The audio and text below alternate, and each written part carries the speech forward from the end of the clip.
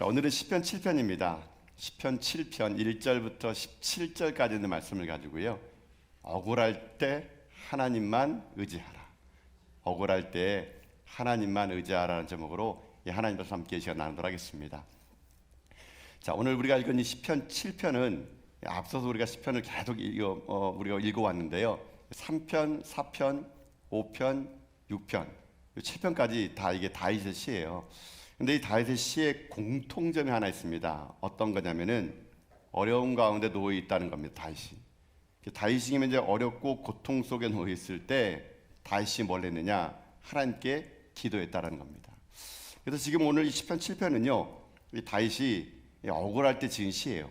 이게 어떻게 할 수 있냐면은 오늘 시편 7편이 1절 바로 위에 보면요, 표제어라고 여러분 있을 거예요. 성경책 1절 바로 보면은 파란색으로 표제어 보게 되면은 거기에 독특하게 7편은요, 표제가 좀 깁니다.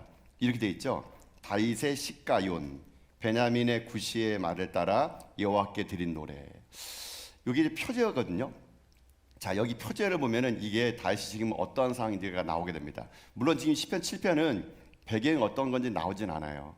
근데 이 표제어를 가지고 유추할 수가 있게 되는데 여기에 다윗의 시가요이란 말이에요.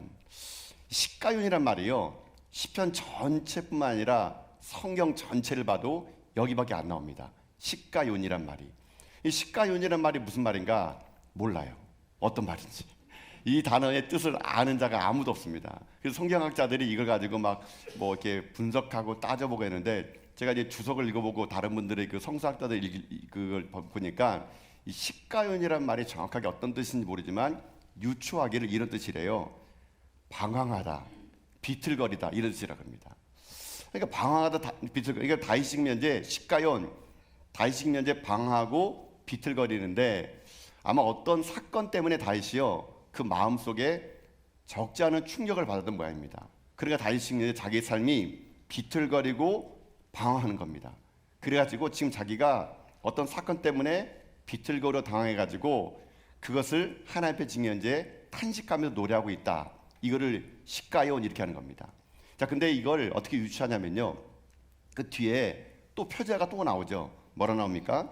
베냐민 구시의 말에 따라 여호와께 드린 노래. 그러니까 아마 이 시가요온, 이 다윗이 비틀거리고 방황하는 것은 이 뒤에 나와 있는 이 베냐민 구시의 영향 때문일 것 같아요. 그러면 베냐민 구시가 누굴까? 모릅니다. 구시가 누군지. 성경에 구시라는 이름이 안 나와요. 제가 이거 컴퓨터로 들여봤거든요. 구시라는 이름 여기밖에 안 나옵니다. 이 구시가 누구인지도 몰라요. 근데 한 가지 확실한 것은 이 사람이 베냐민 사람이라는 겁니다. 자, 이걸 가지고 유추할 수가 있어요. 베냐민 사람 구시면, 여러분 베냐민이 어떤 사람일까요? 이 베냐민 지파는요, 사울 왕이 베냐민 지파였습니다. 그러니까 아마 이 사울 왕이 베냐민 지파였는데 사울 왕이 지금 나중에 어떻게 합니까? 왕위에서 죽고 다윗이 왕위를 차지하지 않습니까? 그때 이 베냐민 지파 사람들이 다윗을 되게 비난을 많이 했거든요.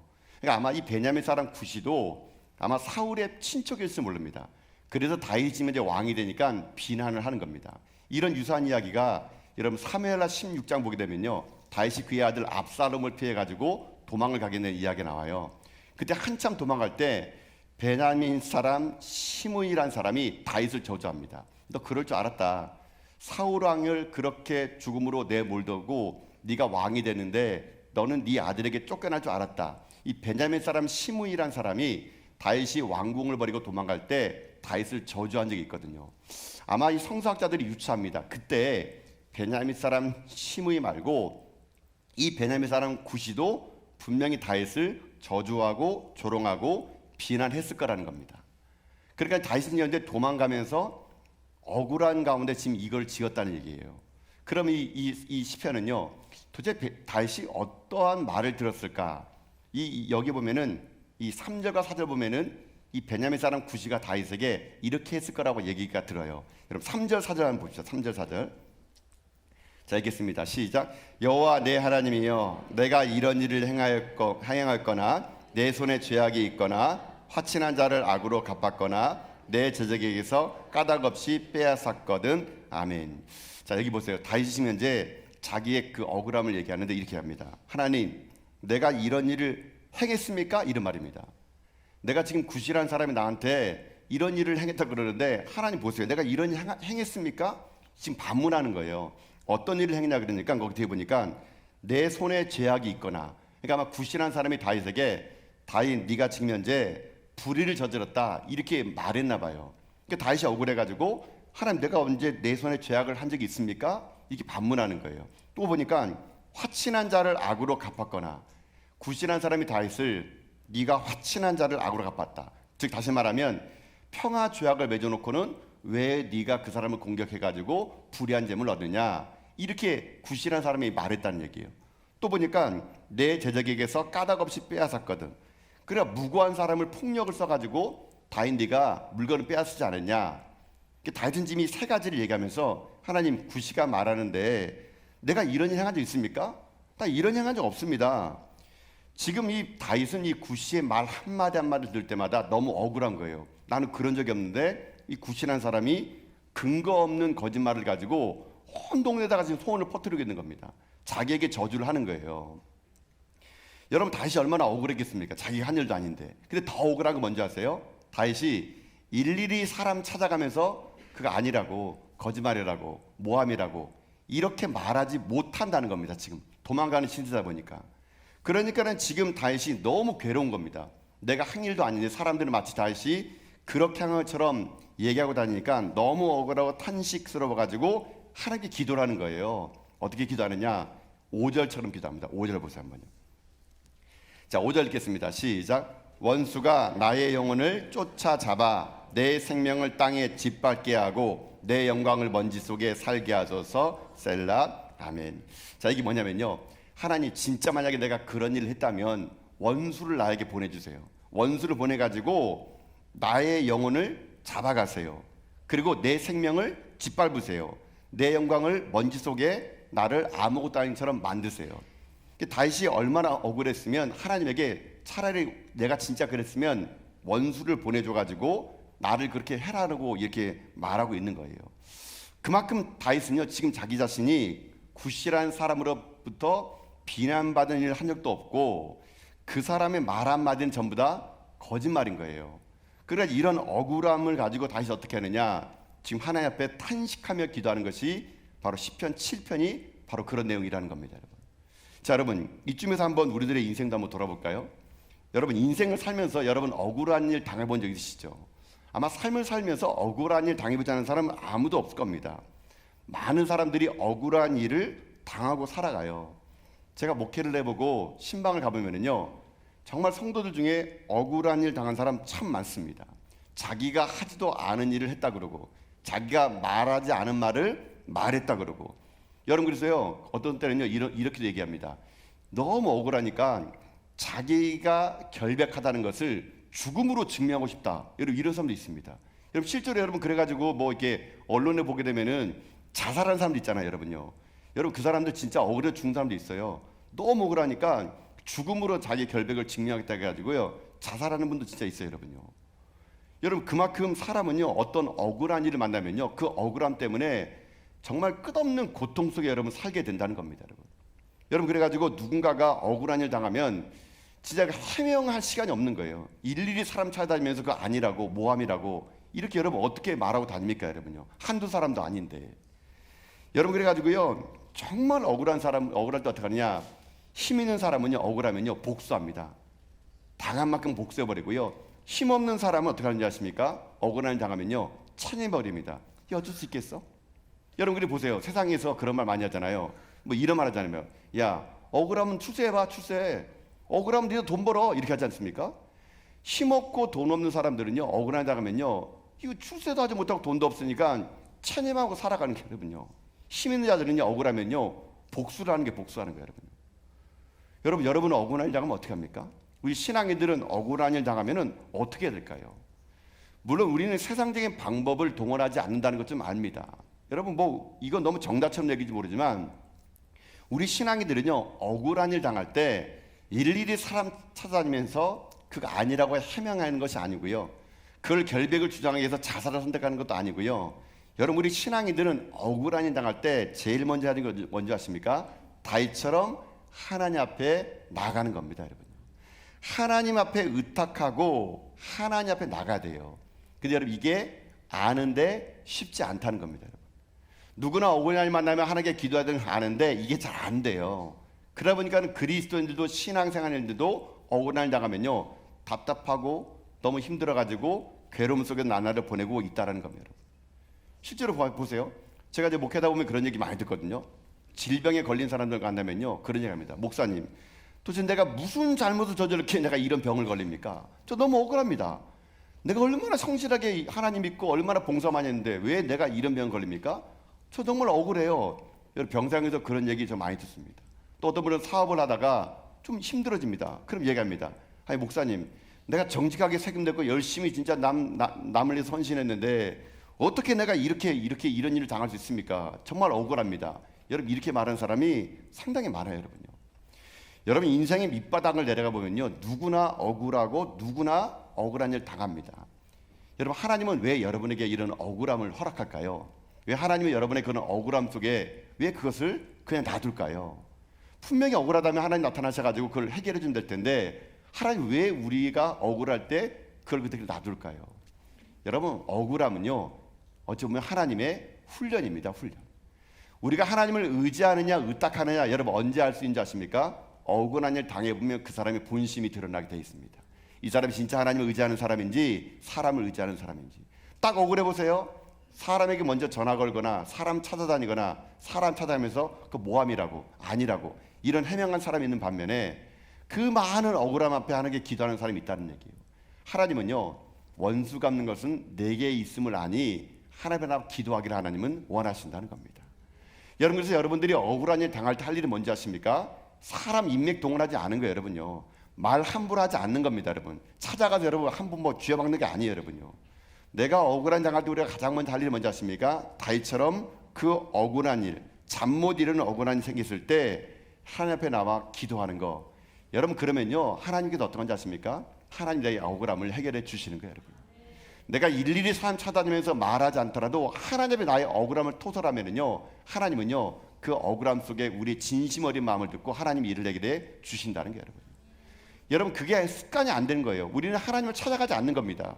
하나님 어떨 때는 여러분에게 그런요 억울함을 그냥요 허락할 때가 있습니다.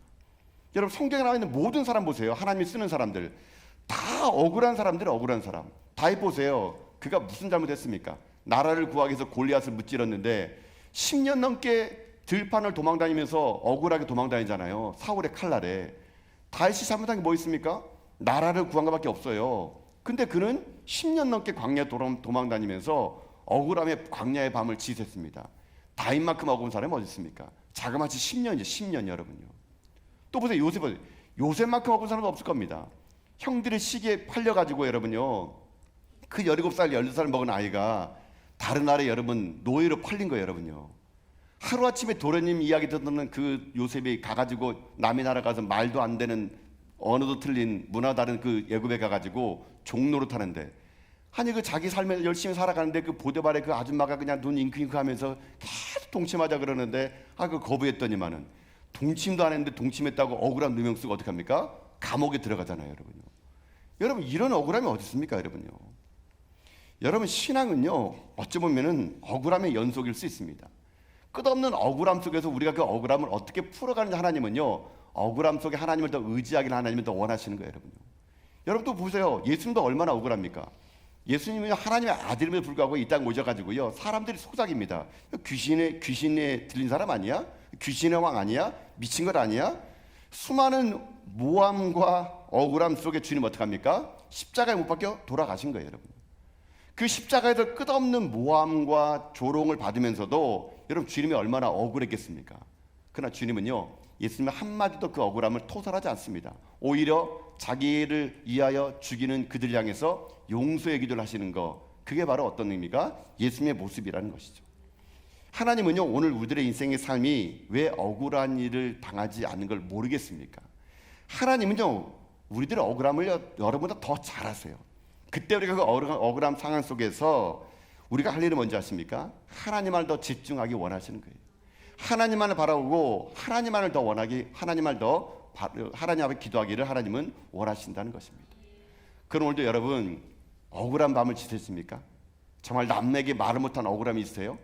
하지도 않은 말을 했다 그러고 하지도 않은 행동을 했다 그러면서 억울한 일이 있다면 여러분, 우리가 그것은 신앙의 훈련입니다. 훈련은요, 언젠가 끝나요. 이 훈련이 끝나면 하나님 반드시 여러분에게요, 은혜를 줄 것을 믿습니다. 그래서 이 억울함은요, 나를 더 깊이 하나님을 만나게 하는 도구가 될 수 있다는 거예요. 여러분, 저도 마찬가지 같아요. 목회하다 보면요, 아이고, 목회하다 보면 억울한 일 많습니다, 여러분요. 뭐 제가 하지도 않은 말을 했다 그러고요, 무슨 한 말도요, 한 사람만 건너가면요, 막 왜곡되게 막 들려요, 여러분요. 그러니 어떡합니까? 그럼 제가 여기서 그거 뭐하며요, 거짓말해요, 여러분, 이렇게 할 수 있을까요? 여러분, 못하더라고요. 목회하다 보니까요, 이런 말 저런 말 들을 수밖에 없습니다.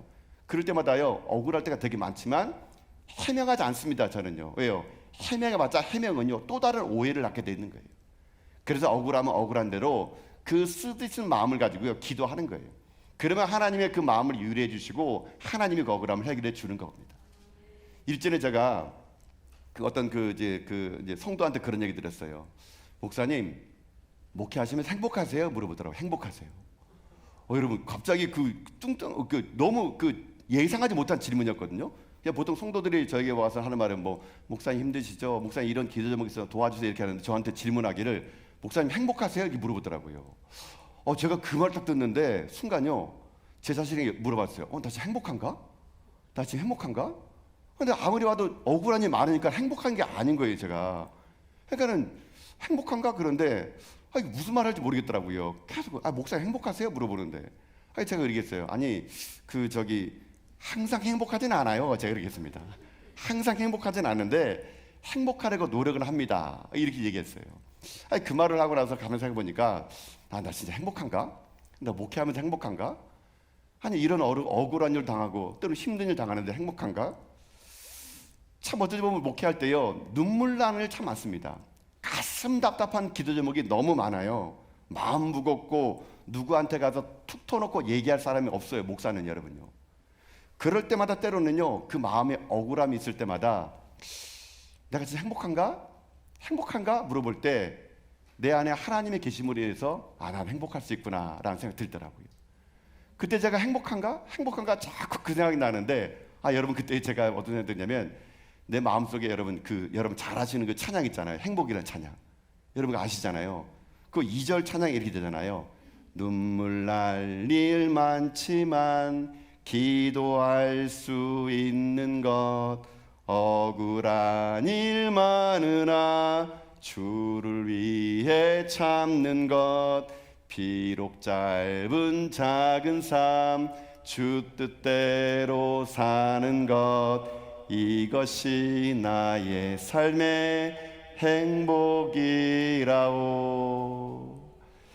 왜 억울한 일 없겠습니까? 왜 눈물 날 일 없겠습니까? 근데 이 찬양이 제게 위로가 되더라고요. 눈물 날 일 많을 때 기도할 수 있어서 행복하고, 억울한 일 많이 있을 때 주를 위해 한 번 더 참는 것이 행복하고, 내가 살아가는 날 동안, 짧은 인생 살아간 날 동안 이렇게 살아간다는 것이 행복이지 않을까. 제가 이 찬양을 불러보는데요, 마음속에서 그런 말이 이제 되더라고요. 누가 다시 나에게 물어본다면 저는 행복합니다. 왜요? 기도할 수 있어서. 억울한 일 많지만 주를 위해 참을 수 있어서. 주님이 그렇게 참았던 것처럼 나도 주님을 닮아 참을 수 있고 기도할 수 있다면 그게 행복이 아닐까? 그런 생각이 들었다는 거예요, 여러분. 여러분, 억울함은요, 또 하나의 하나님의 훈련이에요. 훈련은요, 기간이 있고 통과하면은 그 억울함 속에 하나님 우리에게 은혜를 주실 수 있다는 겁니다. 사명을 위해서 억울함을 참을 수 있는 것, 그게 바로 하나님의 사람들이라는 겁니다. 나의 억울함이 기도가 되고 그 기도가 은혜가 되는 그날까지 믿음 잃지 않고 다윗처럼 끝까지 참고 기다리며 하나님께 나갈 때 하나님이 우리의 모든 억울함을 풀어줄 것을 믿습니다. 여러분 삶에 눈물 나는 밤을 지새우고 오늘도 억울함 때문에 여러분 가슴 치는 일이 있다면 하나님께 더 깊이 나가 여러분 하나님의 음성을 듣고 여러분 인생의 삶이 그 기도가 그 눈물이 하나님의 은혜로 채워진 여러분 다 될 수 있기를 주님의 이름으로 축복합니다. 다윗은요 정말 억울했던 것 같아요. 정말 힘들었던 것 같아요. 그래서 그가 여러분요 하나님께요 이렇게 기도합니다. 억울함의 기도. 여러분 8절과 9절 말씀 보십시오. 한번. 자, 한번 읽어봅시다. 시작. 여호와께서 만민에게 심판을 행하시오니 여호와여 나의 의와 나의 성실하심을 따라 나를 심판하소서. 악인의 악을 끊고 의인을 세우소서. 의로우신 하나님의 사람이 마음과 양심을 감찰하시나이다. 아멘. 여러분 여기 나옵니다. 하나님은 어떤 하나님이냐? 거기 보세요. 여호와께서 만민에게 심판을 행사하오리니. 다윗은 얘기합니다. 하나님은 심판하신 하나님이라는 거. 나의 억울함을 하나님은 송사해 주시고 나의 억울함을 심판하실 그 하나님, 다윗은요 그 하나님을 의지하고 나갔다는 겁니다. 그렇기 때문에 다윗의 기도는요 어떤 기도였냐? 사람을 의지하는 기도가 아니었어요. 눈물 나는 밤을 지새우고 억울한 날이 있지만 하나님은 선악간에 심판할 것을 믿기에 그는 오직 하나님만을 바라보며 기도하며 나갔다는 거예요. 다윗에게서는 자기의 억울함을 풀어줄 것은 사람이 아니었습니다. 그는 하나님만을 신뢰했어요. 그랬더니 그 하나님을 신뢰한 그 믿음이 결국 다윗의 그 마음을 위로를 주고 하나님의 은혜가 그에게 부어지게 되었다는 겁니다. 여러분 잊지 마세요. 심판은 내가 하는 게 아닙니다. 여러분 억울할 일 많고 눈물 날 일 많을 때 사람 찾아다니면서 여러분들이 그 원통함과 억울함을 얘기하는 것이 아니라 하나님께 맡기는 거예요. 하나님께 맡기려고 하면 어떻게 하는지 아십니까? 하나님을 신뢰하는 겁니다. 하나님을 신뢰할 때만 이것이 가능한 거예요. 그러면 다윗에게 있어서 하나님은 어떤 하나님일까요? 여러분 제가 오늘 본문의 말씀을요 여러 차례 각도에서 묵상해 보니까 다윗은 자기가 하나님에 대한 신뢰하는 마음이 딱 두 가지로 고백하더라고요. 다윗의 이 하나님에 대한 인식이 다윗이 그 억울함 속에 하나님께 나갈 수 있는 길이 되었다는 거예요. 다윗은 어떤 하나님을 만났을까? 제가 보니까 다윗은요 이런 하나님을 만났습니다. 다윗 하나님은요 하나님은 나의 하나님이시다, 이런 고백이 있었다는 겁니다. 다윗은 하나님을요 1인칭으로 고백했다는 겁니다. 이게 여러분 중요한 겁니다. 억울한 일 많으세요? 여러분 다윗처럼 하나님을 1인칭으로 고백하는 은혜가 있어야 됩니다. 여러분 그게 1절이거든요. 1절 보세요 한번요. 자 1절 읽겠습니다. 시작. 여호와 내 하나님이여 내가 주께 피하오니 나를 쫓아오는 모든 자들에게서 나를 구원하여 주소서. 아멘. 여러분 다윗은 고백합니다. 여호와 누구 하나님이라고요? 내 하나님이에요. 내 하나님. 여러분 이게 정말 중요한 말이에요. 여러분요. 여러분 다윗은 하나님을 신뢰하는데 어떻게 신뢰하냐면 하나님을요 나의 하나님으로 고백하는 겁니다. 나의 하나님. 다윗은 하나님을요 누굴 통해서 들은 게 아닙니다. 자기가 만난 하나님, 자기가 경험한 하나님. 그리고 다윗은요 하나님을 나의 하나님, 내 여호와여 이렇게 고백을 했다는 거예요. 여러분 억울한 일이 오고 상황이 위험할 때마다 우리는 고백은요 하나님을 어떻게 고백하느냐가 중요한 겁니다. 아브라함 하나님이, 이삭의 하나님이, 야곱의 하나님, 그게 아니라 그 하나님은 나의 하나님이 되어야 된다는 거예요. 나의 하나님이 될 때만이 그 1인칭의 고백이 우리의 삶 가운데 하나님이 우리의 모든 억울함을 해결할 수 있는 분이심을 인정할 수 있다라는 거예요. 여러분 그러니 오늘 여러분의 삶이 고백되는 한마디 말, 하나님은 나의 하나님이라는 거예요. 나의 하나님이라는 이 인식의 1인칭 고백이 중요하다는 겁니다. 여러분 그렇기 때문에요 여러분의 삶에 하나님 만나는 역사가 꼭 있어야 됩니다. 누굴 통해서 만나는 게 아닙니다. 여러분 간증을 들으면 어떤 느낌 드세요? 저 사람의 간증을 들으면 여러분 어떤 느낌 드세요? 저는요 어떤 사람이 하나님 만나는 간증 들으면 저는 욕심이 생겨요. 하나님 나도 저렇게 만나게 해주세요. 나도 저를 하나님을 뜨겁게 만나게 해주세요. 저를 하나님 나도 경험하게 해주세요. 여러분 이런 내 삶이 하나님 만나는 간증과 스토리가 많이 있는 인생은요 억울한 일 당할 때 사람 찾지 않고 하나님 찾는 인생이 될 수 있다라는 거예요. 여러분 그런 여러분의 삶의 하나님이 날마다 1인칭으로 고백이 됩니다. 나의 하나님, 나의 하나님이여 나의 기도를 들으시고 내게 응답하여 주옵소서. 이 1인칭의 기도를 할 때만이 그 모든 억울함을 주께 피하여 갈 때 주는 나를 구원하신 하나님으로 고백할 수 있다라는 겁니다. 여러분의 삶의 다윗처럼 여러분들도 하나님을요 나의 하나님으로 고백하는 가운데 그 하나님이 여러분의 모든 억울함을 해결해 주는 그런 하나님을 만난 여러분 다 될 수 있기를 주님의 이름으로 축복합니다. 자, 또 하나 다윗이 하나님을 이렇게 신뢰했어요. 첫 번째는 하나님을 나의 하나님으로 얘기했다면 두 번째 다윗은 하나님 어떻게 고백하느냐? 하나님은 나의 방패가 되신 하나님이다. 라면 나의 방패가 되신 하나님. 여러분 10절 보시죠. 10절. 자, 읽겠습니다. 시작. 나의 방패는 마음이 정직한 자를 구원하시는 하나님께 있도다. 아멘. 다윗은 자기 하나님을 고백합니다. 하나님은 나의 방패가 되신다. 나의 방패가. 방패가 뭡니까? 적의 모든 공격으로부터 막는 무기가 방패이죠. 지금 구시가 말로 자기를 비난하잖아요. 다윗은 그 방패 뒤에 숨은 거예요.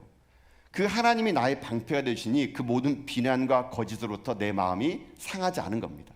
하나님을 방패 삼아 내가 뒤에 숨으니 하나님이 그것을 막아주기 때문에 자기는 그 마음이 상하지 않는다고 고백을 하게 됐다는 것이거든요.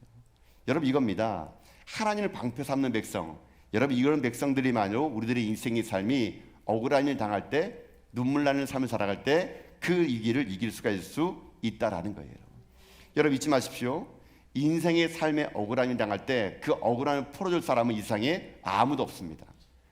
이 땅을 삶을 살아갈 때 우리들의 삶이 하나님만이 우리의 모든 억울함을 풀어줄 수 있는 사람임을 알고 그 방패 대신 하나님만을 붙잡고 살아가는 인생만이 그 억울한 가운데 좌절하지 않고 인생을 승리할 수 있을 수 있다라는 거예요, 여러분. 그러니 오늘도 여러분 하나님만을 단단히 붙잡고 살아가세요. 그 하나님만을 꼭 붙잡고 살아가세요.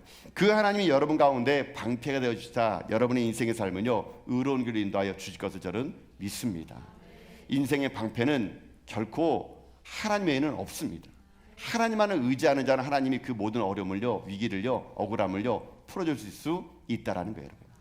다윗은요 자기가 하나님에 대한 인식이 있었습니다. 하나님은 나의 하나님이요, 하나님 나의 방패시요. 그러니까 그의 기도가요 억울함으로 시작됐다가 여러분 그의 이 7편의 마지막은 뭘로 끝난지 아십니까? 하나님을 기대하는 찬양으로 끝납니다. 여러분 17절 보세요 한번요. 17절. 자 읽겠습니다. 시작. 내가 여호와께 그의 의를 따라 감사하며 지존하신 여호와의 이름을 찬양하리로다. 아멘. 1절은 억울함 속에서 눈물 나는 삶을 고백했던 다윗이 7절의 마지막으로 뭘로 끝납니까? 여호와를 찬양하는 걸로 끝났다는 거예요. 여러분 이겁니다. 여러분의 인생의 삶에도 억울한 일 당할 때 하나님만을 의지하시고 기도하고 억울한 일 당할 때 하나님만을 나의 하나님을 고백하는 가운데 여러분 할 일은요 그 입술을 가지고 여러분을 억울한 자들을 저주하는 게 아니라 하나님을 찬양하는 입술이 돼야 될 때 하나님 우리의 영혼을요 지켜줄 것을 믿습니다. 오늘도 이 땅을 삶을 살아갈 때 구시 같은 사람이 여러분의 삶 가운데 억울한 일을 당하게 만들 때 여러분 사람 찾아다니면서 억울함을 얘기할 필요 없습니다. 우리가 억울한 일 당할 때 하나님만을 의지하고 그 하나님만을 나의 하나님을 고백하고 그 방패 대신 하나님만을 신뢰하며 나가면은요 하나님이요 우리의 모든 일을 간에 선악간에 심판자가 되어 주시사 나의 이 억울함을 풀어줄 것을 믿습니다. 오늘 이 밤에도 여러분 인생의 삶이 눈물 나는 밤을 지낼 때 그 억울한 마음을 가지고 여러분 주무시면 안 돼요. 오늘 이 시간 여러분이 말씀을 듣고 찬양하며 기도하는 가운데 여러분 삶의 모든 억울함이 하나님께 맡기고 여러분 삶에 하나님이 일하실 것을 기대하는 마음으로 여러분 하나님만을 찬양하며 살아갈 수 있는 여러분 입술이 되어서 다윗처럼 모든 그 억울함은 훈련임을 알고 이 훈련을 통과하여 마침내 더 깊은 하나님을 만나 인생의 삶이 하나님만을 의지하며 살아가는 시편 7편의 주인공이 여러분 다 될 수 있기를 여러분 주님의 이름으로 축복합니다. 아멘.